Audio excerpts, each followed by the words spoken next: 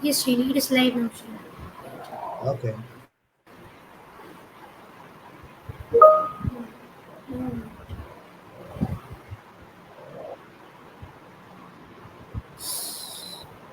Started.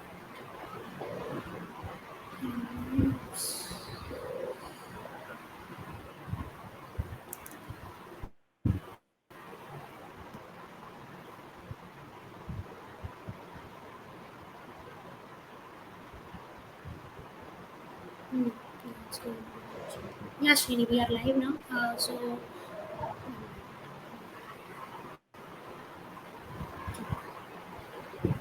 let's wait for a couple of minutes.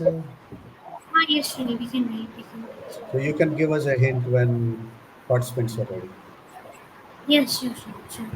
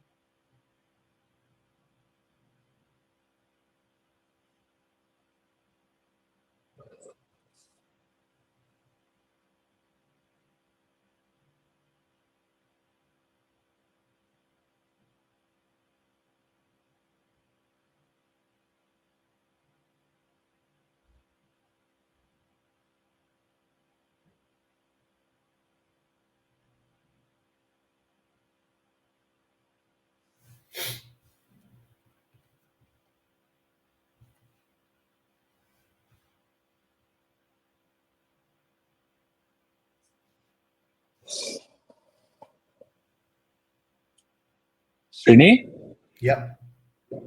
do you think the audience will be hit by the New Zealand match?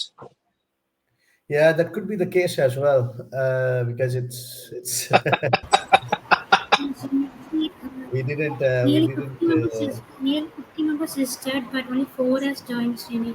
I think because of this match. yeah, yeah, Anyways, we can go live, Srini. We will have recorded yeah. video, Srini. We Yeah, are so recording the we can. video, right? Let's go ahead Yeah, yeah, and Srini. We can start, Srini. people are joining. So, Okay. okay, Srini, we can start, Srini. So, I welcome all to this webinar. We have Srini Pili and Vijay Nagao as our speakers. So, I pass it on to him to start that webinar.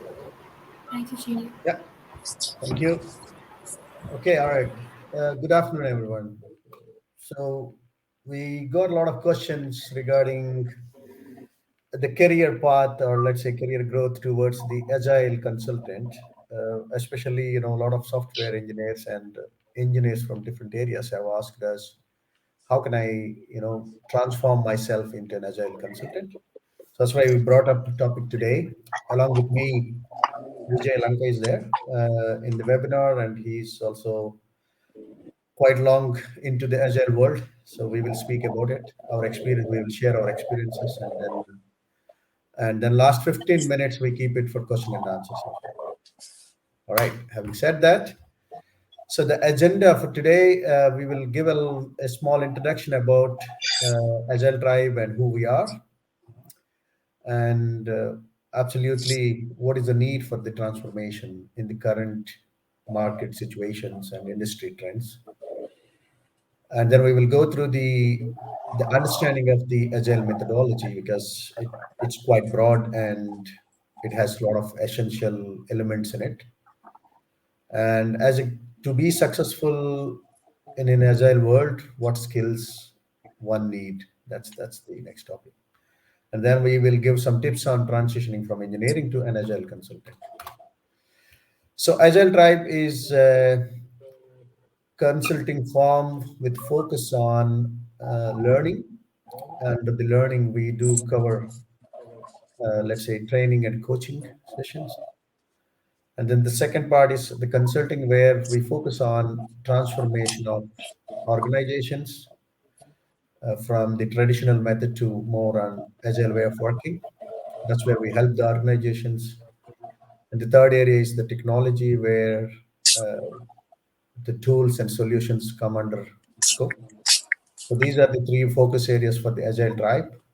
We also captured some of the customer logos here, where we have worked in the past, as well as we are delivering value towards these customers at this moment.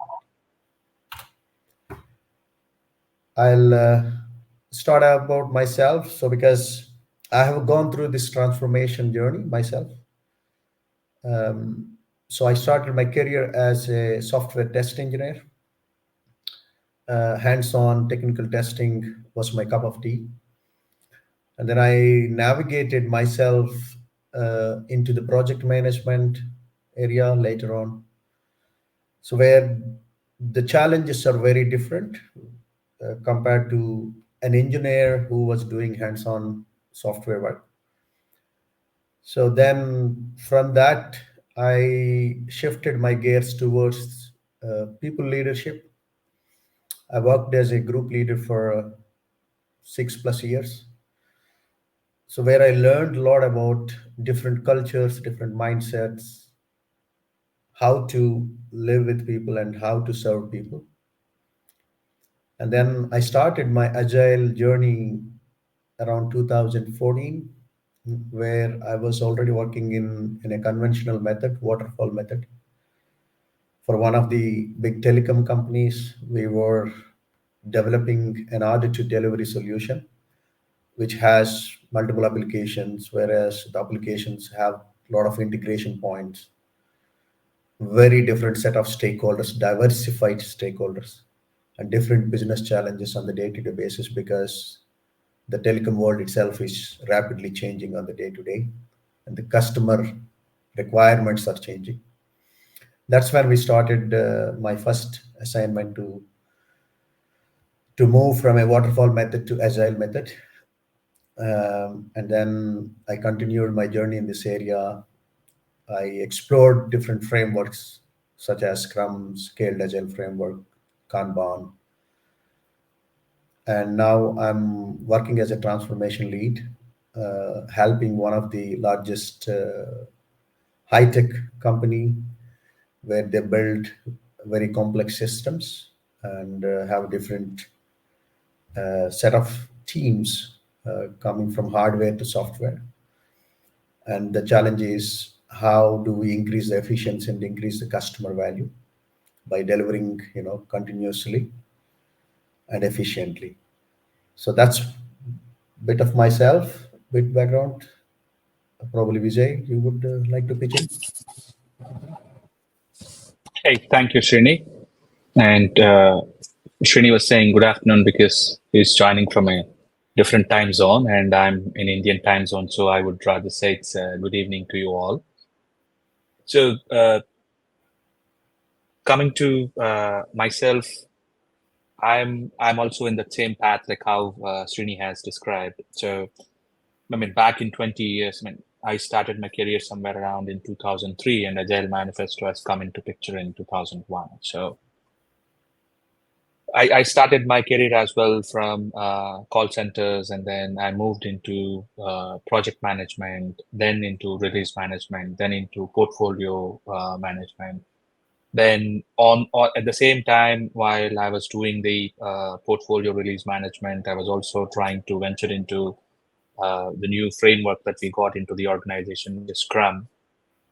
And then I was like trying to balance too many uh, uh, roles or responsibility at the same time, and I saw a great opportunity and growth in the agile space, and I completely shifted my focus towards agile and started with a very basic vanilla flavor of Scrum. And then within the organization, I have experimented. I got support from leaders to like how we all say, fail fast. So there was like enough room for me, a sandbox kind of environment for me to experiment and learn. So which has helped me to get into the other roles like a Scrum of Scrums guy, and then to a agile coach, and then to an enterprise agile coach. And now I'm working as a lead transformation coach in one of the major banks across the world. So my journey, it's I can say that in one line as I always learned and then experimented and then substantiated that knowledge. Like you can say, I pivoted on that knowledge and then I moved on to the next challenge. I moved on to the next learning. And this has been the success mantra for my coaching career from more than a decade. And if you look back at my career, I have started as a Scrum Master, but now if you see, I do trainings. I train people on Scrum. I train people on Agile coaching. I do leadership training, and so far, I have trained close to more than like 7,000 plus internal employees, external employees, and also if you look at my NPS score of coaching training, it's more than 75. So this is more about me, and also I have a master's in psychology, and I do have some publications on my name. So this all came up from understanding like how when people say framework to mindset, and mindset to psychology. So that's the way how my interest went in and made me pursue a master's in psychology as well. So with that being said, Srini, let's move on to the Yeah. meat of the webinar. Thank you, Vijay. Do you want to share one of the challenges you come across when you navigated from the project management to the agile world as such? Sure, absolutely. See, uh, one big challenge that everybody will face is that, hey, I have done a training now, or I have learned a new skill, which is like does not align with my job responsibilities right now. So how do I experiment, or how do I gain experience from the learning that I have done? Because let's say I'm a developer now, and I learned Scrum or a Scrum Master or Safe or something else. Now my day-to-day responsibilities will not allow me to practice Scrum, and then I cannot change job because nobody will give me because I just did a certification. Nobody will give me a job readily for that. So the challenge that I faced is similar because my boss used to say your skills are more required in the non-agile stage rather than your agile coaching role. So you better stay like this. Yeah, So what I would recommend is that see everyone will be pumped up the moment they do a certification. Hey, I want to put this into practice. But organizations don't want to risk that. I mean, let's say you want to stay in your current job and still work on the certification, then the best thing would be to be persistent, to have an open dialogue with your boss and tell them that, hey, these are my career goals. Because it took me around like what, more than a year for me to let my boss understand that, hey, Vijay is going to transition into this. He is persistent, he is determined, and is going to give his best. Because I don't think any boss will stop you when he knows that you're going to give him his best. So yeah, that's one of the challenge, and that's how I like overcame it. Yeah. Thank yeah. you, Well Srini, for said. asking that. Yeah. Yeah, that's well explained. In fact, you create your own path, then looking for an open path. That's the Yes. conclusion I would say. All right. So the need for the transformation. So we are talking about agile. I mean, the maturity of the agile world is had to get to a level of maturity. So there are so many industry challenges. The technology is changing. The business requirements are changing on day-to-day basis. Basically, in the past we used to have a concrete asks by the customers, or most of the export companies who build the products towards their customers know that what does the customer need for next 3 to 5 years at least. That's the visibility what they've used to have. But with the digitalization, the needs are changing on the day-to-day basis, right? So the trends are changing, the day-to-day challenges are changing. The only way any company can survive by being more agile, by being more efficient, right? So the shift towards agile is very important at this moment. That's the need of the hour. That enhances the company's efficiency and also the foster collaboration towards their customers as such, right? So that's the most important part. So the adaptability and responsiveness, efficiency in delivering the value, and also collaborating with customers more than what we do now. That's very important. That's the core read of the transformation itself. Um, Maybe it's also good to get a bit of overview of agile methodology. Um, so the agile has its own manifesto, what we say, and many people are confused whether is it a gold-plated written rules or is it a rule book that I need to follow? Absolutely no. Agile methodology is a set of values and principles, right? So it's like a guided tour for us, right? Where you need to navigate yourself. For example, the manifesto says, right, a lot of in the traditional waterfall method, we have different phases where you make certain contracts, make a binding agreements. Um, Apart from that has failed a lot, and then what Agile says is, deliver value towards the customer rather than, over the making the contracts. Of course, you do make the contracts, but then be flexible to respond towards the customer asks. Basically, that's the change. And simple things like, okay, I want to put a contract in place, then only I'll start building something. No, that's old mindset. So the new mindset is you build something, you build working solution or product, and then over the documentation, for example, right? So the documentation is not necessarily the documentation of the software. Also, at a very level, every level in the business, there are certain aspects for the documentation, and the agile methodology is around the people, right? So mostly, you need to increase the collaboration and have more respect towards the individuals. It is a more bottom-up approach, I would say. So that's the core manifesto of Agile. Vijay, probably you would like to pitch in on the principles. So let me try to give this from a more practical approach, because nowadays people will always say agile is pragmatic. So pragmatic is the buzzword. So when we talk about principles, so basically there are some values that we need to live with. And how do we know that we are abiding by these values? So I hear this from one of my wonderful mentors that, let's say, respect is a value that you want to showcase. Then the way how we respect our elders in India or in southern India is different from the way how we respect our elders in northern India, is entirely different from the way how we respect elders in US or UK. Because in UK, if you go to a guest house, you give them a gift. So like there are like different ways of how you show respect, how you show concern.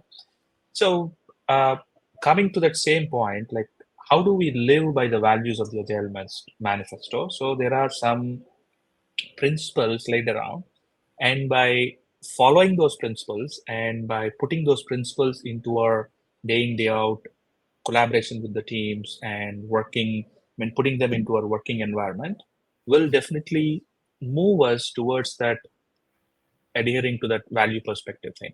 So how do I, let's say, I'll just connect one of the principle with one of the values, customer collaboration or contract negotiation.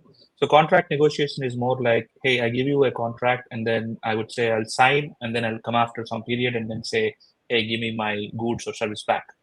But the very first principle of Agile Manifesto says the business and IT should be always daily, like they should be working hand in hand. They should be working in tandem. So Correct. how do I collaborate with my customer? By working with your customer day in, day out. And who is the representative? Like if you take Scrum as a framework, the one who is representing the entire business community is your product owner. So these principles are again embedded into each of the framework. Now, I have a strategic view, I have a tactical, and then if you put it into an operational view, then operation will be your framework, your tactical will be your principles, and your strategic will be your agile values. So that's the way how I would put it, Ashwini. Thank Absolutely. you. And also the flow, basically, right? The Yeah. continuous flow, continuous delivery. I have seen in my real time experience as well, right? So when I bought a new house, so the design team and the build team, they were working together with me, where the design team is responsible to create the architecture and design, but the build team is to realize that. But whereas the build team has quite a lot of real-time experience, what kind of challenges they come across and what does customers want, right? They see the real product when they build it. So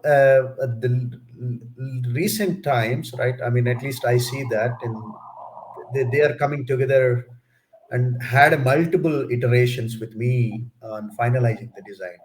So even though they started, okay, at every level there are certain limitations, at least for me. Okay, you can do these changes up to this level, and then next stage you cannot do these changes because structurally it's very difficult for them. But at least I see that the continuous flow of showing the product to me and then asking if there are any changes. Some changes are flexible and adaptable, some of them are little more complex than what we can think of, basically. So that's, even in the real time, I see that change in every industry, so I'm pretty happy with that. And also a lot of times, it's the way they measure the work in progress is also one of the key elements for any organization or team to look at it, right? Not just like looking at the numbers, right? I mean, what is the value I'm bringing in? Sometimes probably you do not see the big number, but then you see a lot of value, right? For example, that's also very important. That's also the principle. Likewise, there are so many principles in the agile methodology itself. All of them revolve around the people and then the customer and then an iterative continuous delivery towards their customer. Basically, that's the most important principles of agile methodology. However, like, to put these principles and values in a structure, we have a lot of frameworks. The frameworks are um, there is no very tight guidelines that you should stick to one framework, right? It depends on the business situation, the function of the organization itself, and the function of the team. Any framework can fit in. Of course, that's where uh, an expert needs to make an assessment and guide which framework will be fit, right? For example, Scrum, Kanban, Safe, and less. So I would like to share one example here, right, where I was working with one of the large scale, medical equipment building companies. Con- that company has two different functions within the organization. One function look at a lot of research and study, and the other function look at the realization of this, the requirements. So whereas the study part is more of like research. So when we started with implementing the Scrum framework for them, the research people could not, fit into that framework because they do not have a very concrete set of things to do. Yeah, in agile world, it's called as backlog. So the backlog is not there. It is very difficult for them, right? Then at one point of time, we made a decision that the study team or research team will go with a different framework called Kanban. And then the realization team, which is a software development team, was following the Scrum framework. So, I mean, we started with Scrum for both, but then we made a split and then we took a different approach towards uh, different teams, which fits their purpose. Yeah, these frameworks are like that. Likewise, there are scaled frameworks which are meant to fit for a large organizations with multiple teams working on one product or multiple products at the same time. So that's where the large scale frameworks will fit in. So that's a bit of the frameworks. Having said that, I would like to move on. So the key skills are the different areas within the world. Depends on the individual interest and their background and their target. People can choose which thing they would prefer. Um, so the one is the servant leadership area, and then the second area is the technical technology leadership, and third area is a business leadership. Maybe Vijay throw some light here. Yes. So, as I was trying to give a challenge that I faced when I was transitioning, so pretty much like when you are into a Scrum team, if there are like so many certifications in the market right now. So, if you have or if you decide to move into the agile ways of working, then where do I go from here? So it's like you can continue your using your technology and then become a technology leader, or you can go into a domain level, or you can get into a manager level. Manager level in the sense like not like how to manage people, but how to work with people and get the things done. So all these three transitions, they all help you at the same time to expand, to get more responsibilities, at the same time leverage your existing skills, and then how to develop new skills or new competencies in order to fit and in order to gain more what I can say growth in your career. So for these, if you see, each of these require a different set of competencies. Like if you say, I mean, as a technology leader or a business leader or a servant leader, the fundamental aspect that always lies is that how do you work with people? It is not about telling people how to do it, rather giving them a kind of purpose or giving them a kind of goal and then trying to see how you can help them rather than you decide and say, hey, this is what you need to do. So in order to be a person as a part of the team and then create that atmosphere where the team can take charge and then how your existing skills or your existing competencies can complement the team goals and the team competencies, that is what are required for an agile consultant. And if you see communication, collaboration, problem solving, critical thinking, adaptability and flexibility, leadership and team building, if you see any one of them, we are not talking about Java, we are not talking about Selenium, or we are not talking about anything in specific technical, because we know the technology at the same time the team also knows technology. So Yeah, the way how we should put ourselves is into the shoes of a leader who can create that environment of growth for the team. yeah, So that leadership can be again divided into three levels, like it can be a three forked or it can be a three themed leadership where you can be a people leader, you can be a technology leader, and then you can be a business leader. And yeah, it should completely align with your future goals. Because let's say I'm a completely technical guy and then I want to become a servant leader, absolutely fine. But you should also see how much it is feasible. So I want to tie it back to the same constraint where you should work with your manager and have a clear understanding of what does the organization need, how your skills are going to complement the new path that you're going to take, and how much support you're going to get from your management. These three things should be aligned, and that should be a good conversation with your line manager. That's what I would say. also a self-evaluation basically, right? It's not just choosing the Yes, path, choosing absolutely. the role. Do I enjoy in that role? Do I complement for the role basically? So how would I add my value towards that role is also very, very important. Because I have seen, right, for Absolutely. example, an architect becoming a, a group leader, sometimes, after a while they don't enjoy that role anymore. They becomes more redundant. Let's say, for example, there is nothing changing, where people enjoy the technology and innovation. So it's also important to choose the path.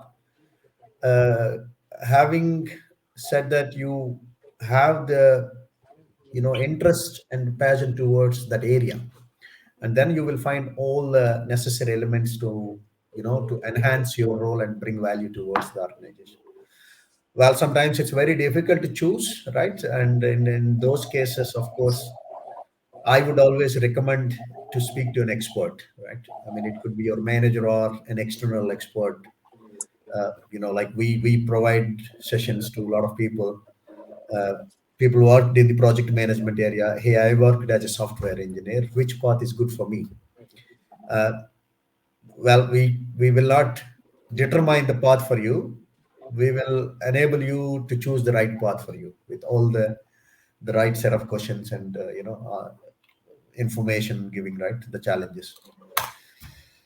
So how one can transition from an engineer to an agile consultant? What do we need, basically, right? So there are a lot of skills which needs to be reorganized. That's what I mentioned here.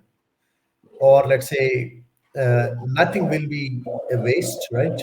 Whatever the role it is, whatever the learnings one has, they can convert and utilize them, but they need to reorganize, right? Even though when I was a technical guy, I used to bring the software changes into the pipeline and run the builds and test everything. My perspective was very different. My goal was very different as an engineer. But when I became a lead for the DevOps team and the test team, my perspective has changed. But my skills and experience have been pretty useful to help my team when they are stuck, when they need help, basically, right? So when there are some impediments, then I had quite weapons in my bag, where I can tools in my bag where I could be very quickly, help the team to get them moving. So that helped. So my learnings and my skills were not wasted at all. They're more complementary for my role. And then I need to understand, or one needs to learn, what are the additional skills someone needs, right, to become an agile consultant in any of the areas one chooses, right? For example, the agile methodology is very important. It has quite deep uh, several aspects into it. The change management, it is a big thing. Um, I would like to ask Vijay, the, the change management, one big buzzword, right? So if I would like to put in one line, what is change management in your view? See, change management, I don't want to give that cliche statement that change is the only thing constant. I don't want to go with that. But change management is more like, how do you cope up, or how do you withstand and live through that transition from one state of working or one state of being to an other state of being. So change is always there. You can be a bachelor, you can be a married husband, or you can be a student and then you become an employee. You are a like what? There are in the life, like there is always, we are moving from a point A to point B, and while in that movement of point A to point B, how do you keep yourself as what you are? So that Yeah, is what is more on change management. So if you take organizations, they have a certain culture, they have a certain ways of working, they have a certain expectations, they have certain standards.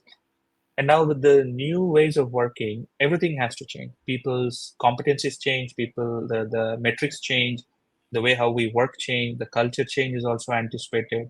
So when all so many things are in flux, when so many variables are moving, how do we still maintain that focus on our goal? How do we still maintain that uh, motivation? And how do we still collaborate? So they all will come into that change management part. And yeah, Srini, let me continue with the other parts as well. So if go you ahead. see stakeholder management, effective communication, so these all will come into like how you are when that change is going on, how do you keep all the other parties in the organization or in your team or in your program on the same page? So it can be because sometimes if you see, most of the time I teach my students in the class that there is something called iceberg of ignorance. In the iceberg of ignorance, the top leaders always know only 4% of the problems, whereas the managers know 75, the team leaders know around like what, 80, and then the teams on the ground, they know 100% problems. So what is happening here, we also need to ensure that everybody in the organization understands like each and every problem statement, so that whoever is supposed to provide any help and support to you, they will provide at their level. Yeah. So that is coming into our stakeholder management and communication. And if you go into coaching and facilitation is more like how we as a neutral party can understand the other person's aspects and then try to align the immediate action with the goal that we need to reach. Sometimes what happens is we can get into a kind of more prescriptive mode, or we can be getting into a more judgmental stance where we will be more like enforcing our thoughts onto others. So in order to move away from that, we should understand how to be in a neutral place, and then how to listen to others, and how to create that space where others can engage into their thoughts, their actions, whereas we support them. Like how, if you see, I just want to quote a cricket example. So when the other person on one end is batting, you just give him a stand, like he wants to score 100. There may be like how Maxwell, I think he's the one, right, who made that 100 on that day. So you just support him. In the same way, coaching also works. And leadership, problem solving, continuous learning, these are all the aspects where you are trying to get into the shoes of management, because as a leader you should understand how you can serve your people, how you can help your teams and team members. And then problem solving and continuous learning, they both get into your thoughts of like, how do we look at the problem from an outside perspective. So problem solving basically tells you that as long as you are inside the problem, as long as you are a part of the problem, you cannot solve it. You should come out and then look at it. So problem solving, continuous learning, these all come into the servant leadership that we were referring to earlier.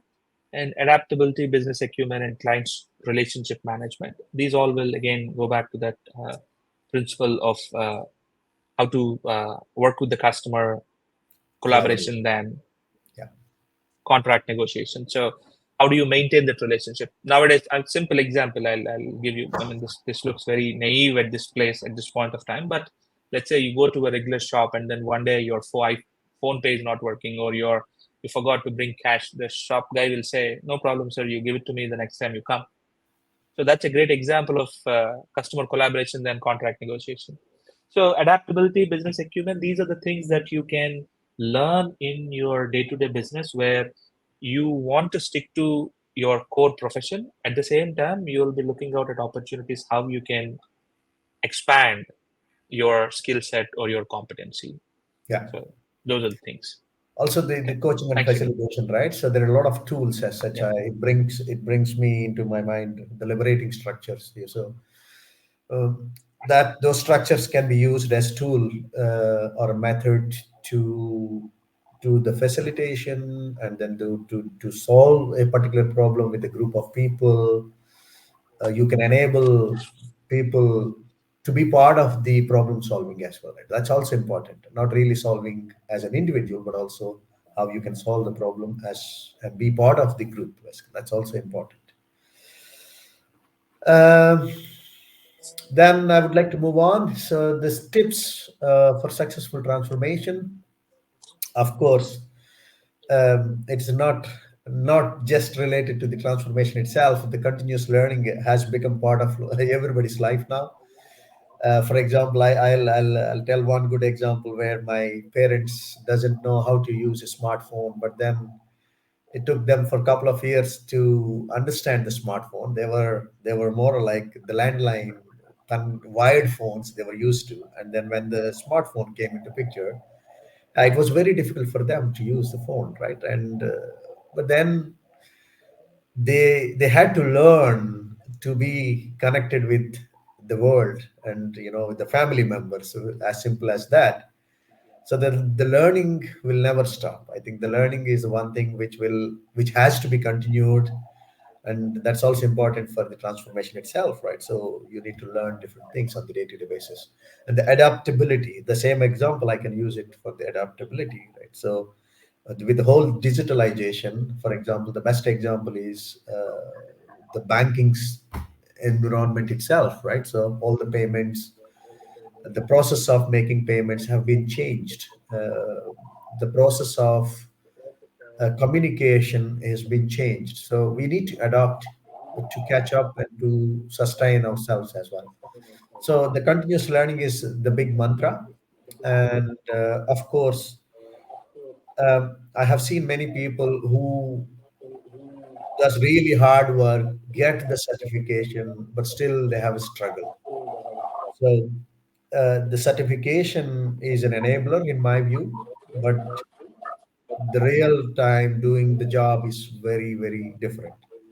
So one way to get yourself as become an expert in particular area by having your good network, right, with set of people who have experience in that area, and also getting the mentorship, right? So people have gone through those kind of scenarios and have dealt with different situations. They become more and more experienced, and then they can share their experiences and then mentor others as well. So look for a mentor, that also helps. And then more like build a personal brand. That's what I would always call it as.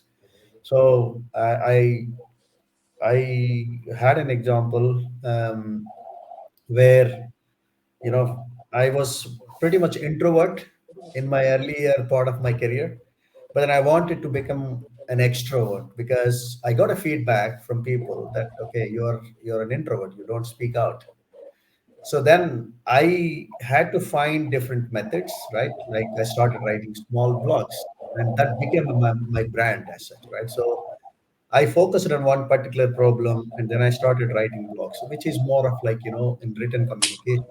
But there also I could express my views, and I could express what is inside me, right? I could express many things there, and then that became more of like okay, I could give more presentations and lectures and such. So it went on, but it was a bit of a rough journey for me. And then I always say there are a lot of ways you can learn. So one of them is the professional training. Professional trainings also helps a lot because the content and the trainer who does training also gives a lot of real time examples and experiences he or she will share. So that will help you to become more uh, professional, let's say more deep into the content and also become an expert in that particular area. There are so many tools now in the market which you can utilize to learn things as such. So use all different methods, whatever is feasible for you as an individual. So the trainings which we offer, probably we want to connect to the areas where we classified as such, like the servant leadership, business leadership, and technology leadership.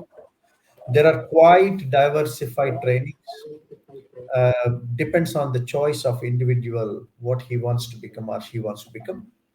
So the list of trainings are list into the for example, Scrum Mastership, Product Owner, release train engineers, also become a Jira administrator. The Jira administrator is not only just expert in the tool, but then it is very well connected to the agile way of working. So the methodologies, frameworks, how the teams are composed, and how the backlog is structured. One needs to understand the new way of working. Then the person can become expert into Jira administration, for example, right? So it's not just the technology, but also the business structure itself, how it works as a tool for the particular framework or particular methodology. So it depends on the interest of individual. People can choose, and then they can map, or we can help to map which trainings are good for them as well. Having said that, I think we came to a conclusion. That's the last slide. Now I would like to open last 15 minutes for the question and answers.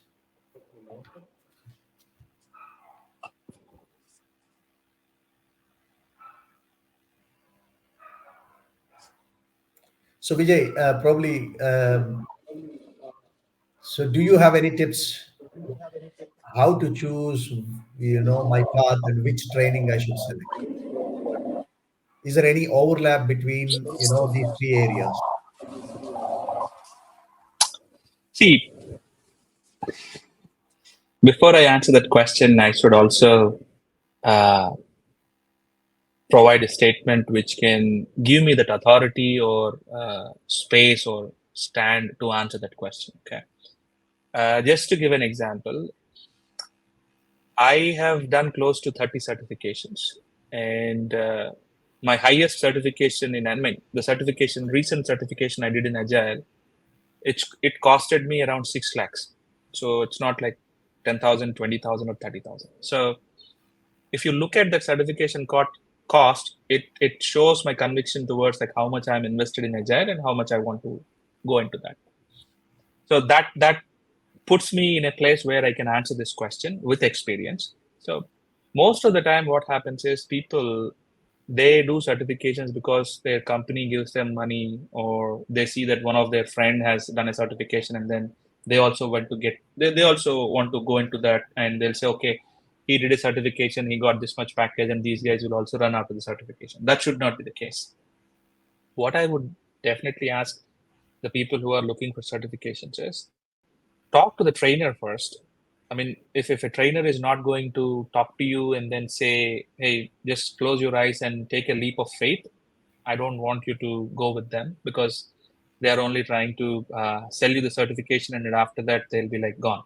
So, Absolutely. first thing that you should talk to your company, your boss, or the training guy, and then tell them like what is your current state and where do you want to go with. One day I'll give an example. One guy came to me saying that, hey, I want to do some coaching certification.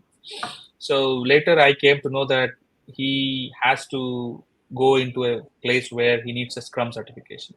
Yeah. So if you are going to a person who has walked that road, and he can definitely understand where you're coming from, what are your goals, and how your current environment or what are your challenges. So maybe that person should tell you like, hey, this is what you need to first get it clarified. Then probably you can do one, two, three certifications. So before taking any certification, I would strongly urge anyone to have a conversation with the trainer first, and try to understand how the certification is going to help you. It's not like how you're going to help the trainer. That should Yeah. be the conversation. So Yeah. Pretty well said. Yeah. Even at Agile Tribe, we receive a lot of requests, and then we arrange sort of intake session, what we call it as. The objective of that intake session is to understand the profile of an individual, and then and also understanding the aspirations. Basically, if people have aspirations to become, technology guy wanted to become a business leader, but technology guy wanted to become a, servant leader.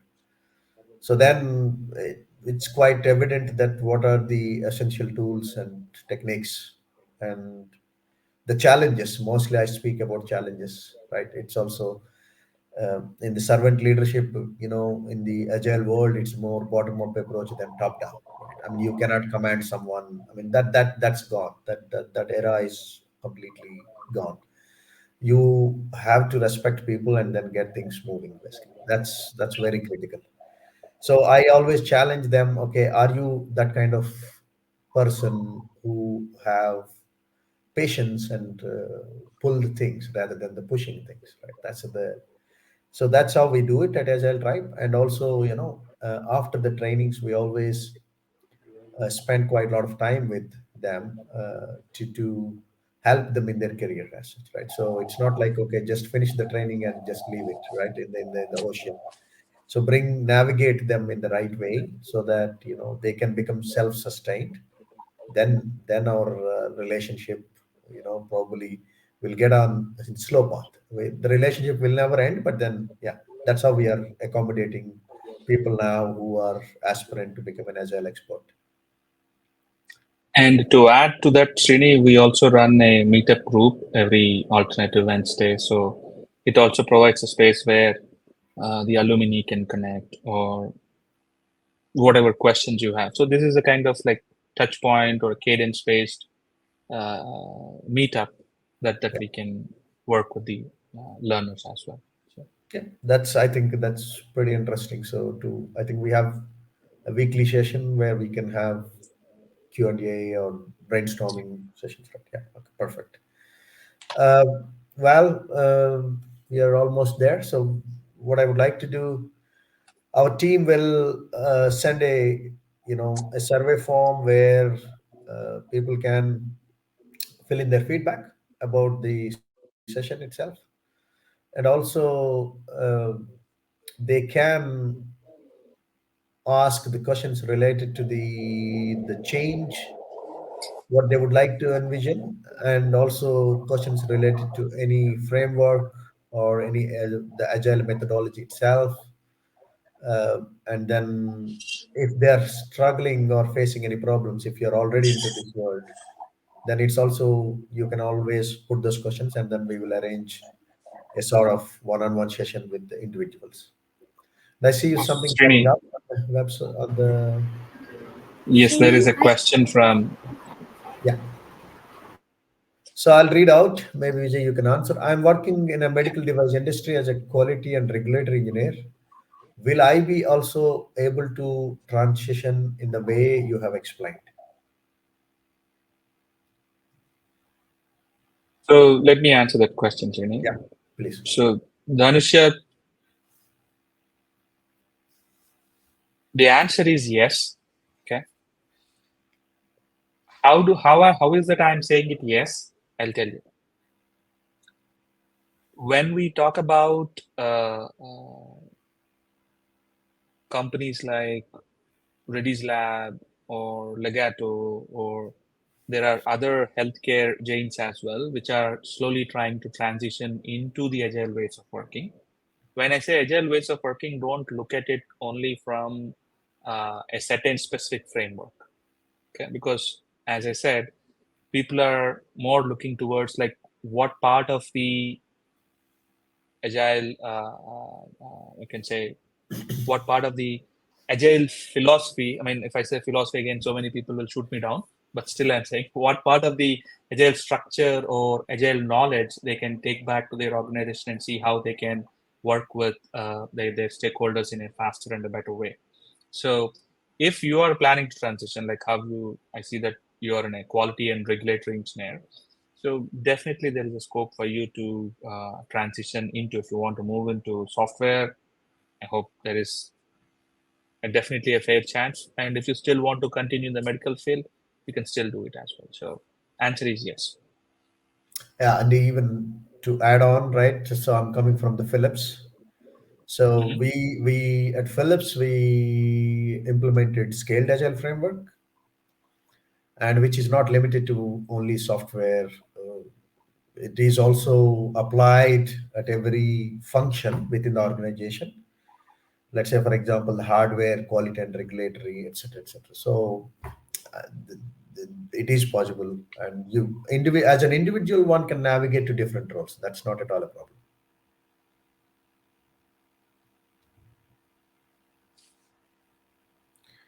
Okay, I think yeah, we will send the survey as I mentioned, and you can follow us on the LinkedIn where we are publishing a lot of industry insights and experiences with the transformation programs what we are doing at this moment, and also a lot of updates about the trainings on are published on the LinkedIn page. And we have a quite good meetup group where we have a chance to speak to other experts in this area. So please join the meetup group. Our team will send all the details through emails, and you can just register there and then join the group. Okay, that's it. Thank you, Vijay, for your time. I think it's nice to have quite detailed talk. I hope it is useful for a lot of people. they will. I am expecting a lot of questions coming back, and we will deal with them. Thank you. Sure. Thank you, Srini, and thank you, Kritika, for organizing this. Thank you. Have a nice evening. Bye bye. Bye.